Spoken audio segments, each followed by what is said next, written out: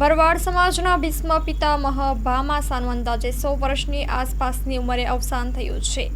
દાનવીર બેચરભાઈ તેજાભાઈ ગમારા ભરવાડનું અવસાન થયું છે, જેમને ઝાઝાવાડા દેવથરામાં 3100 દીકરીઓના સમૂહ લગ્ન કરીને વર્લ્ડ રેકોર્ડ બનાવ્યો હતો.